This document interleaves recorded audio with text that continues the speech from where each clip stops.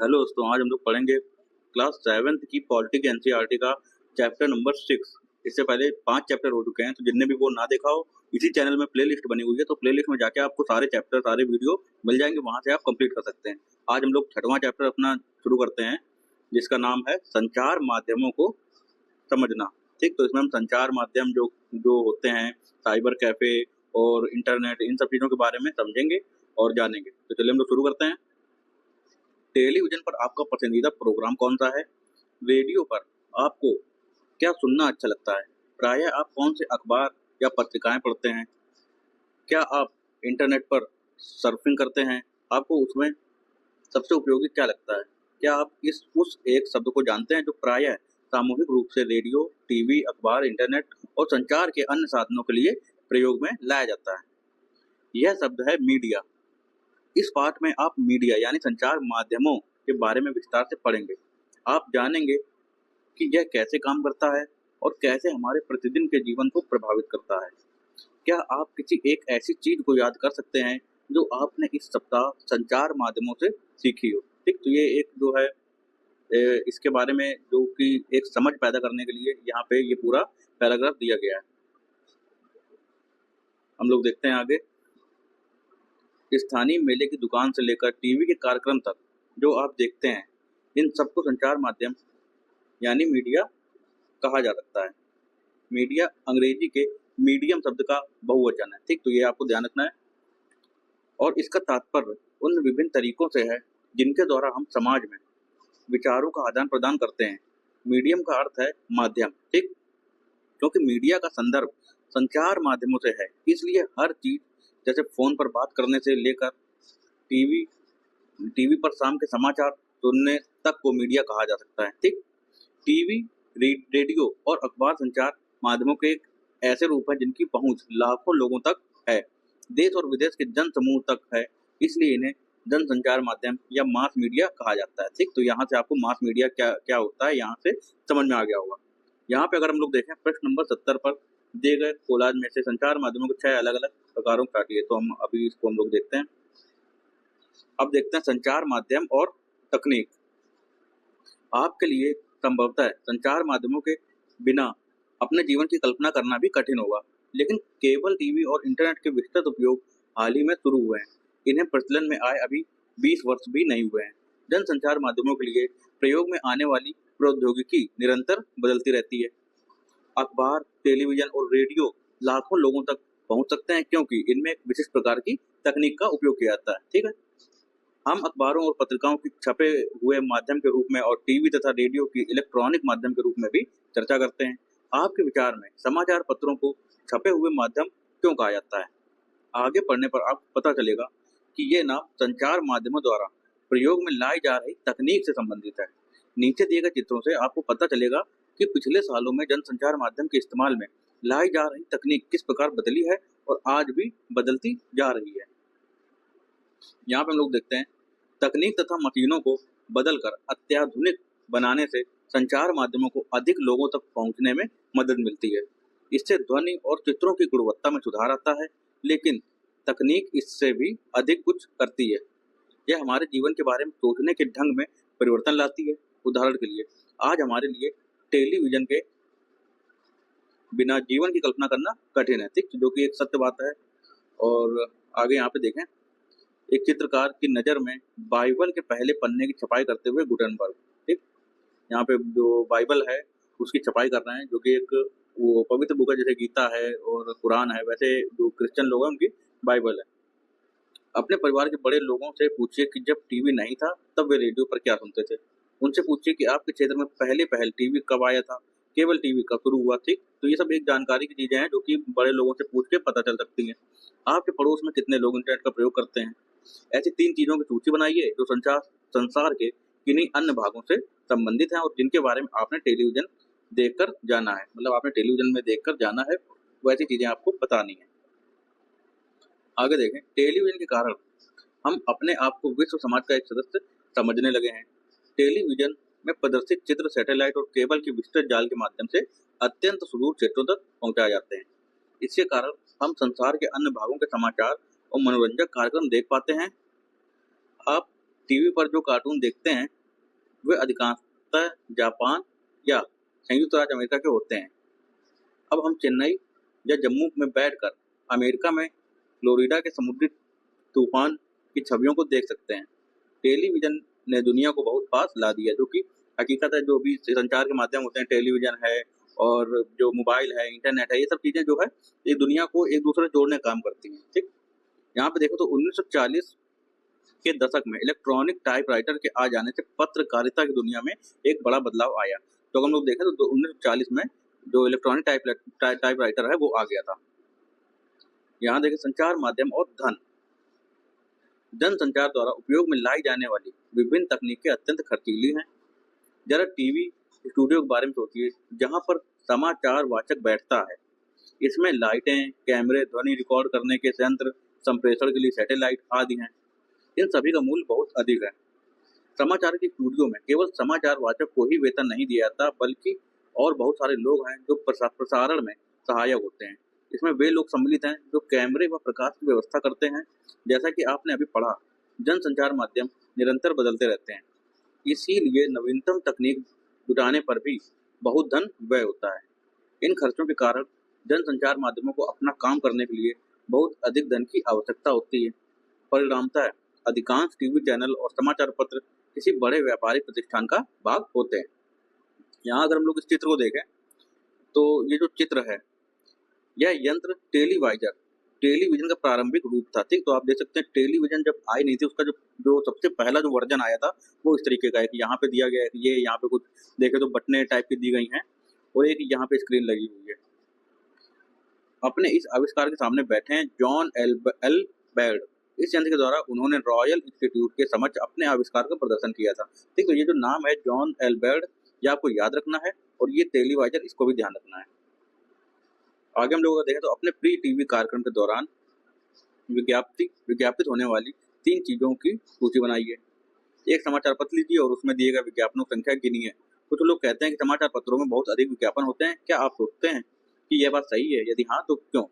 ठीक, आगे हम लोग देखें जनसंचार माध्यम लगातार धन कमाने के विभिन्न तरीकों के बारे में सोचते रहे। ठीक, तो यहाँ पे जो बात दी गई है कि समाचार पत्र जो विज्ञापन बहुत ज़्यादा छापते हैं, इससे उनको उनकी कमाई होती है। जो कंपनी होती है, जो प्रोडक्ट बनाती है, कोई भी चीज़ ऐसी होती है, वो अपना प्रचार करवाने के लिए अखबार वालों को, जो लोग होते हैं मीडिया के या जो समाचार पत्र वगैरह छापते हैं, उनको पैसा देते हैं और उसके जरिए उन अपना विज्ञापन करवाते हैं। ठीक, तो ये पैसा कमाने का भी एक जरिया होता है। तो वही चीज़ यहाँ पे दी गई है। एक तरीका जिसके द्वारा जनसंचार माध्यम धन अर्जित करते हैं विभिन्न वस्तुओं के विज्ञापन का है, जैसे कारें, चॉकलेट, कपड़े, मोबाइल फोन आदि। आपने ध्यान दिया होगा कि अपने प्री टेलीविजन कार्यक्रम को देखते हुए आपको ऐसे अनेक विज्ञापन देखने पड़ते हैं। टेलीविजन पर क्रिकेट का मैच देखते हुए भी हर ओवर के बाद बार बार वही विज्ञापन दिखाए जाते हैं। इस तरह प्रायः बार बार आप उन्हीं छवियों को देखते हैं, जैसा कि आप आगे के अध्याय में पढ़ेंगे। विज्ञापनों की बार बार आवृत्ति इस आशा से की जाती है कि आप बाहर जाकर विज्ञापित वस्तु खरीदेंगे। ठीक, तो इसलिए जो है विज्ञापन दिए जाते हैं। यहाँ पे ये चीज दी गई है और यहाँ पे एक फोटो दिया गया है। इतना पूरा एक सिस्टम बना हुआ है, सारे कंप्यूटर लगे हुए हैं, यहाँ सब काम चल रहा है। तो अगर देखें तो एक टीवी चैनल में 10 सेकंड के लिए विज्ञापन देने का मूल्य उसकी लोकप्रियता और समय के आधार पर 1000 रुपए से 1,00,000 रुपए के बीच पड़ता है। ठीक, तो देख तो कितनी ज्यादा कीमत और कितना ज्यादा पैसा ये लोग यहाँ से कमा सकते हैं, ये भी यहाँ पे बताया गया है। तो बहुत ही लाभदायक है ये। और आगे देखें संचार माध्यम और लोकतंत्र। लोकतंत्र में देश और संसार के बारे में समाचार देने और उनमें होने वाली घटनाओं पर चर्चा करने में संचार माध्यमों की भूमिका अत्यंत महत्वपूर्ण है।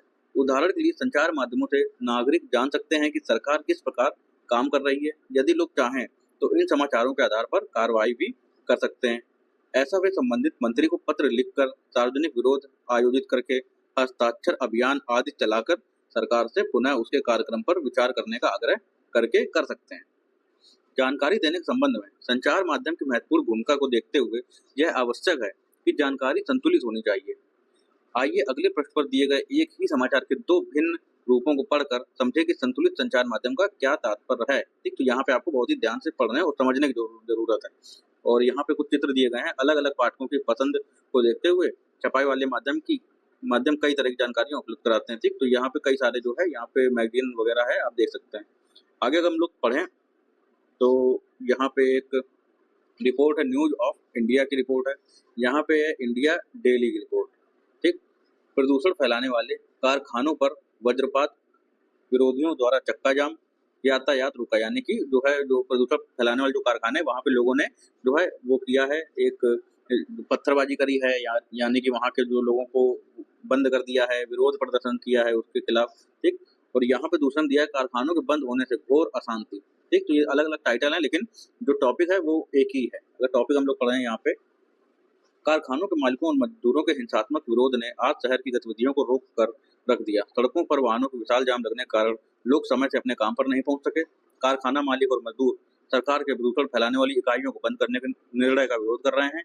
यद्यपि सरकार ने यह निर्णय कुछ जल्दबाजी में लिया है, परंतु विरोधियों को काफी समय से यह पता था कि उनकी इकाइयां गैर कानूनी हैं। इन इकाइयों के बंद होने से शहर में प्रदूषण का स्तर काफी कम हो जाएगा। शहर के गणमान्य नागरिक श्री जैन ने कहा, हमारा शहर भारत के नए व्यावसायिक केंद्र के रूप में स्थापित होता जा रहा है। इसके साथ साथ यह भी आवश्यक है कि शहर साफ और हरा भरा रहे। प्रदूषण फैलाने वाले कारखानों को हटाया जाना चाहिए। विरोध करने के स्थान पर कारखानों के मालिकों व कामगारों को पुनर्स्थापन का प्रस्ताव स्वीकार कर लेना चाहिए। ठीक, और यहाँ पे अगर देखें दूसरे जो न्यूज़पेपर है उसकी न्यूज़ देखें तो शहर के आवासीय क्षेत्र के 1 लाख कारखानों का बंद होना एक गंभीर समस्या के रूप में ले सकता है, गंभीर समस्या का रूप ले सकता है। सोमवार को हजारों कारखाना मालिक व कामगार कारखाना बंदी पर अपना कड़ा विरोध जताने के लिए सड़कों पर उतर आए। उन्होंने कहा कि इससे उनकी रोजी रोटी छिन जाएगी। उनका कहना है कि गलती नगर निगम की, क्योंकि वह आवासीय क्षेत्रों में लगातार नए कारखाने लगाने का लाइसेंस देता रहा। उन्होंने यह भी कहा कि उनके पुनर्स्थापन के लिए पर्याप्त प्रयत्न नहीं किए गए। कारखानों के मालिकों व मजदूरों ने कारखाने बंद करवाने के विरोध में शहर में एक दिन का बंद प्रस्तावित किया। एक कारखाने के मालिक श्री शर्मा ने कहा, सरकार कहती है कि उसने हमारे पुनर्स्थापन के लिए बहुत कार्य किया है, लेकिन जिस प्रकार के क्षेत्र वह हमें दे रही है वहाँ किसी प्रकार की सुविधाएं नहीं है और पिछले 5 वर्षों में वहाँ कोई विकास कार्य नहीं हुआ है। ठीक, तो ये जो दोनों कटिंग दी गई हैं, दोनों न्यूज़पेपर कटिंग दी हैं, तो यहाँ पे जो देखा जा रहा है कि एक जो कारखाना है उसके विपक्ष में एक प्रकार से ये जो पूरा वाक्य है, जो पूरी न्यूज है उसके विपक्ष में जा रही है। लेकिन जो ये वाली जो इंडिया डेली रिपोर्ट है, ये उसके कारखाना वाले जो लोग हैं, जो कंपनी है, जो कारखाना, उसके पक्ष में ये चीज जा रही थी। तो एक ही न्यूज को एक इस तरीके से यहाँ पे पेश किया गया है, यहाँ पे हम लोग देख सकते हैं। आगे देखें, अब यहाँ पे अगर हम लोग पढ़ें तो क्या दोनों समाचार पत्रों में दिया गया उपयुक्त विवरण एक जैसा है? आपके विचार में इनमें क्या क्या समानता और क्या अंतर है? तो ये सारी चीजें हम लोगों ने इसको पढ़ के समझ ली है। यदि आप न्यूज ऑफ इंडिया में दिया गया विवरण पढ़ेंगे तो इस मुद्दे के बारे में क्या सोचेंगे? ठीक, तो न्यूज ऑफ इंडिया कौन सा है? ये वाला है। तो इसके ये अगर ये पढ़ेंगे तो क्या सोचेंगे और ये पढ़ेंगे तो क्या सोचेंगे, इसके अलग अलग जो सोच बन सकती है, अलग अलग विचार आ सकते हैं, क्योंकि दोनों ही एक अलग दोनों का अलग अलग पक्ष बता रहे हैं।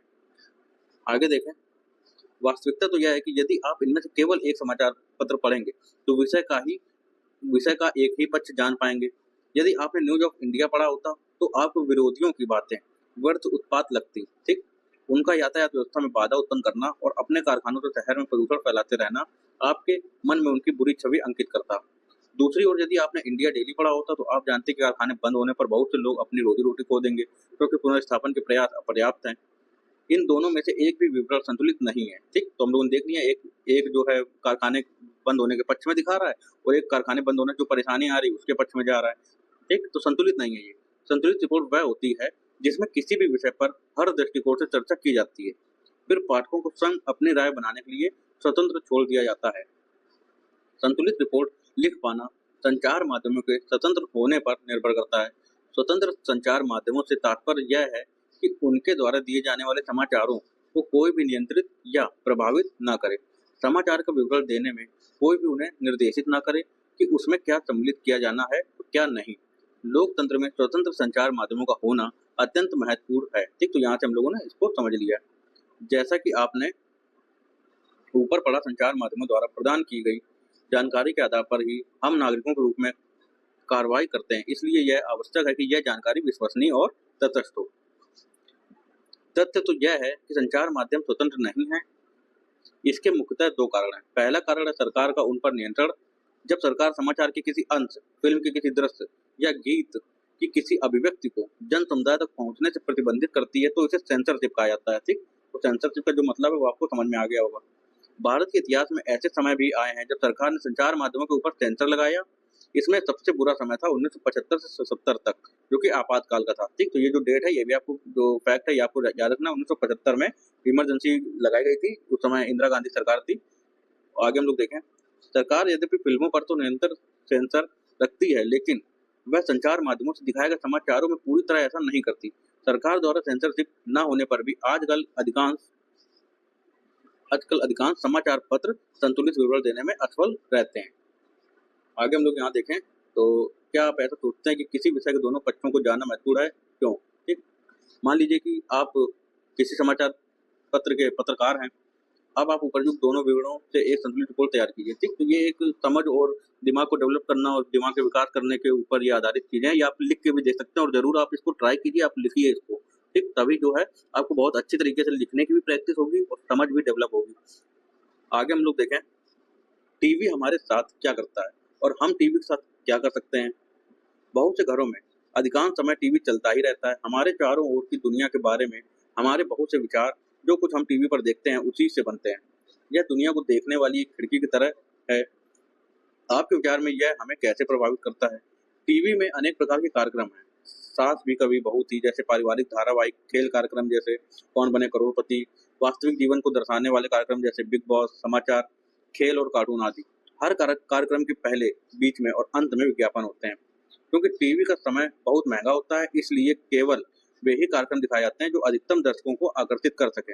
आपके विचार से ऐसे कौन से कार्यक्रम हो सकते हैं? उन चीजों के बारे में सोचिए जो टीवी में दिखाई जाती है या नहीं दिखाई जाती। टीवी हमें अमीरों के जीवन के बारे में अधिक दिखाता है या गरीबों के? आगे देखें, हमें यह सोचने की जरूरत है कि टीवी का हम पर क्या प्रभाव पड़ता है। यह दुनिया के बारे में हमारे दृष्टिकोण, हमारे विश्वासों, हमारे रुख और मूल्यों को कैसे बनाता है। हमें यह समझने की जरूरत है कि यह हमें संसार का अधूरा दृश्य ही दिखाता है। अपनी पसंद के कार्यक्रमों का आनंद लेते हुए भी हमें यह नहीं भूलना चाहिए कि टीवी के पर्दे से हटकर भी एक उत्सुकता भरा बड़ा संसार है। दुनिया में ऐसा बहुत कुछ हो रहा है जिसकी ओर टीवी ध्यान नहीं देता है। फिल्म स्टारों, सुप्रसिद्ध व्यक्तियों और धनाढ्य जीवन शैलियों से परे भी ऐसा संसार है जहां हम सबको पहुंचना चाहिए और विभिन्न प्रकार से अपनी प्रतिक्रिया व्यक्त करनी चाहिए।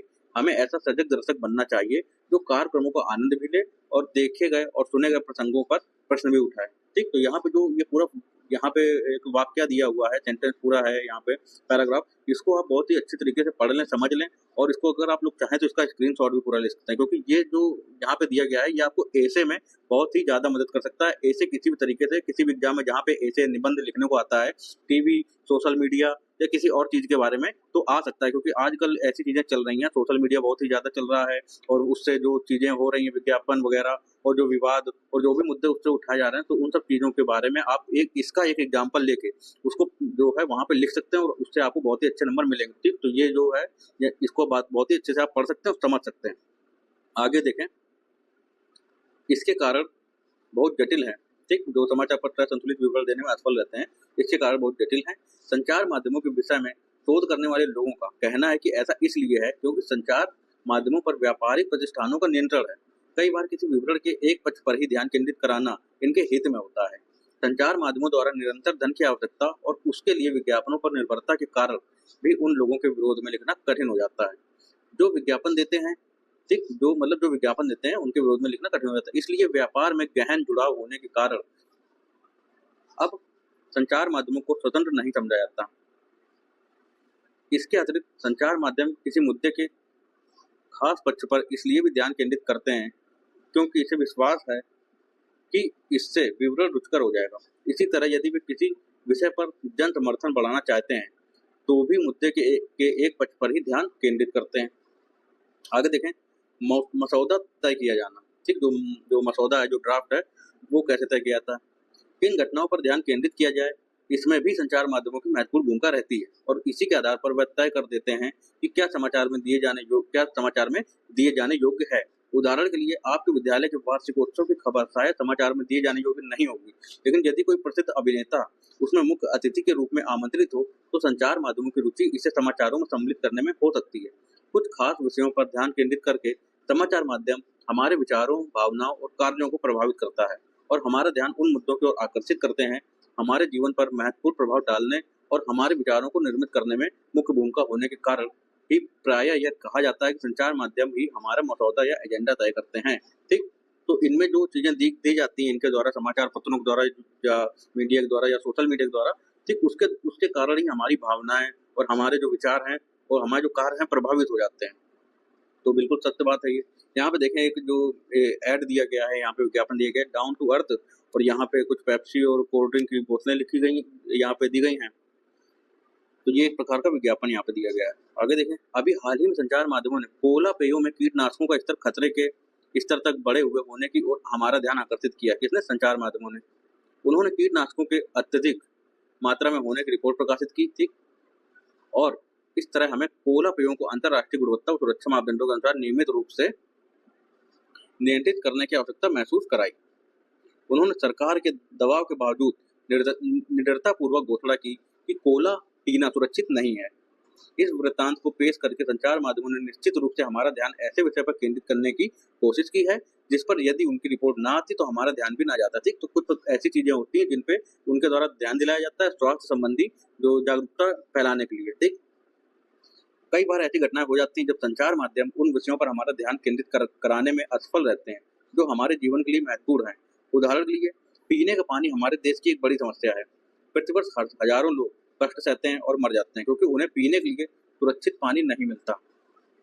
फिर भी संचार माध्यम हमें इस विषय पर बहुत कम ही चर्चा करते हुए दिखते हैं।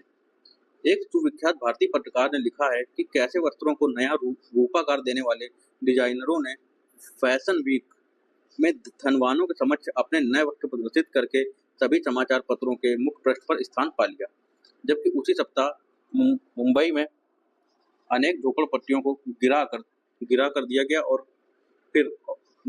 गया पर किसी ने इस पर जरा सा भी ध्यान नहीं दिया। ठीक, तो जो मुंबई में उसी समय झोपड़पट्टियां वगैरह सब गिरा दी गई, उस पर किसी का ध्यान नहीं किया, और जहाँ पे जो कोई फैशन वीक शो चल रहा था तो उसके ऊपर सबका ध्यान चला गया।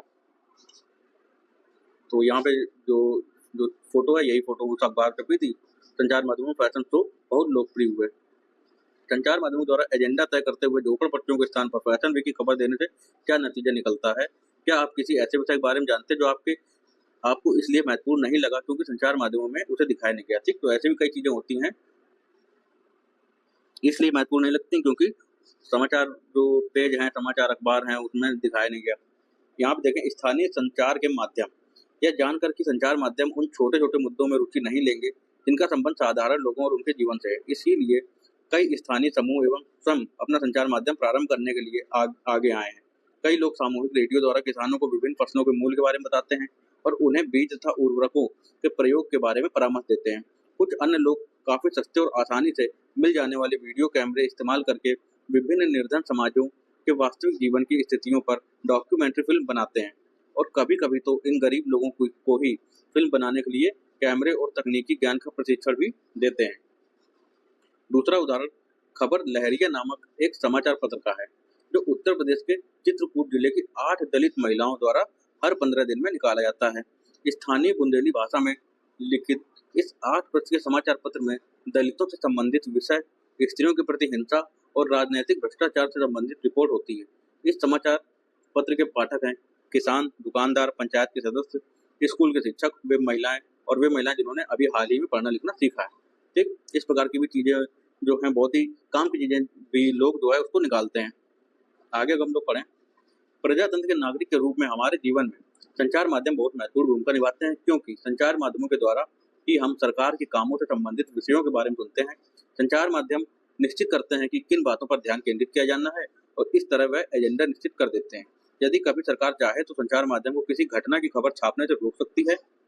इसे सेंसरशिप कहा जाता है। ठीक, आजकल संचार माध्यम और व्यापार का घनिष्ठ संबंध होने से प्रायः संतुलित रिपोर्ट का प्रकाशन में आना कठिन है। इसे ध्यान में रखते हुए हमारे लिए यह सजगता महत्वपूर्ण है कि समाचार से प्राप्त तथ्यात्मक जानकारी भी प्रायः पूर्ण नहीं होती है और एक पच्ची हो सकती है। अतः हमें समाचार के विश्लेषण के लिए निम्नलिखित प्रश्न पूछने चाहिए। इस रिपोर्ट से मुझे कौन सी जानकारी मिल रही है? ठीक, तो ये आप प्रश्न पूछ सकते हैं। कौन सी आवश्यक जानकारी नहीं दी जा रही है? यह लेख किसके दृष्टिकोण से लिखा गया है और किसका दृष्टिकोण छोड़ दिया गया है और क्यों? ठीक, तो ये जो क्वेश्चन है ये हम लोग जो पढ़ते समय उस पर ध्यान देने की जरूरत है। यहाँ पे देखें, एक सामाजिक विज्ञापन, सरकार व निजी संस्थाएं ऐसे विज्ञापन भी बनाती हैं जिनसे समाज में किसी बड़े संदेश का प्रसारण हो सके। ये सामाजिक विज्ञापन कहलाते हैं। यहाँ असुरक्षित रेलवे क्रॉसिंग को पार करने से संबंधित सामाजिक विज्ञापन प्रस्तुत है। ठीक, तो ये रेलवे क्रॉसिंग है, यहाँ पे जो है लोग खड़े हुए हैं रेलवे लेवल क्रॉसिंग पर सतर्कता ही संरक्षा का आधार है। ठीक, तो ये इस प्रकार से यहाँ पे दिए गए हैं। यहाँ देखें तो यहाँ पे कोई बैरिकेडिंग वगैरह नहीं दी गई है, एकदम खुला जो है पूरा ये ट्रैक है। यहाँ पे हमारे शुरू हो जाते हैं अभ्यास प्रश्न। ठीक, तो ये अभ्यास प्रश्न का आप लोग क्वेश्चन जो है यहाँ पे इसके आप आंसर लिख के देख सकते हैं, आंसर राइटिंग कर सकते हैं, जिससे कि आपको एक अच्छी खासी आपकी प्रैक्टिस हो जाएगी और आपको समझ में आएगा कि क्या लिखना है क्या नहीं लिखना है। ठीक, तो यहाँ से आप लोग आंसर राइटिंग भी बहुत ही अच्छे से तैयारी कर सकते हैं। यहाँ पे कुछ दिया गया है, बड़े व्यापारिक प्रतिष्ठान, कुछ रेडियो टीवी समाचार के मालिक हैं, अपने उत्पादों का विज्ञापन देते हैं। ठीक, इस तरीके से ये है संचार माध्यम। विज्ञापनों से उत्पादों को बढ़ावा देता है। ये है पाठक दर्शक और श्रोता, मतलब जो पढ़ते हैं देखते हैं और सुनते हैं समाचार को। उसके बाद लोग संचार माध्यमों में देखकर उत्पाद खरीदते हैं तो पैसा वापस उन्हीं व्यापारिक प्रतिष्ठानों को जाता है। ये है इसका पूरा साइकिल। ठीक, तो इसलिए हम लोगों को जो है न्यूज़पेपर जरूर पढ़ना चाहिए और जो है सही न्यूज़ पढ़नी चाहिए और इसमें जो बताया गया है जो क्वेश्चन है वो भी देखना चाहिए और संतुलित एक धारणा अपने दिमाग में रखनी चाहिए। अब यहाँ देखते हैं शब्द संकलन। प्रकाशित, इससे तात्पर्य समाचार रिपोर्टों, लेखों, साक्षात्कार विवरण आदि से है जिन्हें समाचार पत्रों, पत्रिकाओं और पुस्तकों में छापा जाता है जिससे उन्हें बहुत अधिक लोग पढ़ सकें। सेंसरशिप, इसका तात्पर्य सरकार की उस शक्ति या अधिकार से है जिसके अंतर्गत सरकार कुछ विवरण प्रकाशित करने या प्रदर्शित करने पर रोक लगा सकती है। तो ये हो गया सेंसरशिप। आगे देखें प्रसारण, तो इस पाठ में शब्द का प्रयोग टीवी अथवा रेडियो के कार्यक्रमों के संबंध में हुआ है जिनको बहुत बड़े क्षेत्र में प्रेषित किया जाता है। तो ठीक, तो ये हो गया हमारा प्रसारण। सार्वजनिक विरोध, इसमें विशाल संख्या में लोग एकजुट होकर किसी विषय पर खुले रूप में अपना विरोध प्रकट करते हैं। यह प्रायः रैली, आयोजन, हस्ताक्षर अभियान तथा सड़कों को अवरुद्ध करके किया जाता है। ठीक, तो ये सारी चीजें हम लोगों ने इसमें समझ ली, पढ़ ली और आपको ये चैप्टर बहुत ही अच्छा लगा होगा, बहुत ही चीजें इसमें सीखने को मिली होंगी, समझने को मिली होंगी। ठीक, तो अब मिलते हैं अगले चैप्टर में, तब तक के लिए धन्यवाद।